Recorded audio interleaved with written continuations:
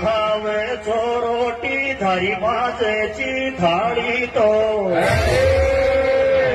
तर तू खावे चो रोटी पटेल माझेची थाळी तो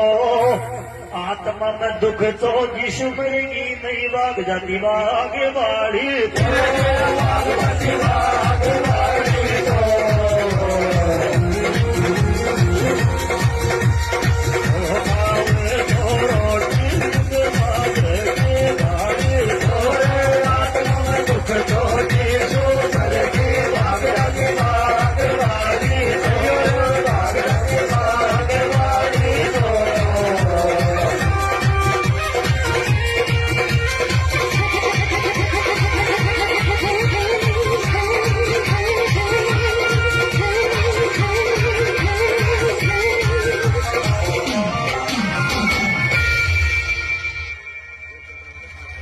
अब एक काम कर दो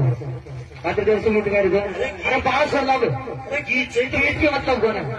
मैं गीत गाना नहीं चाहता था एक काम कर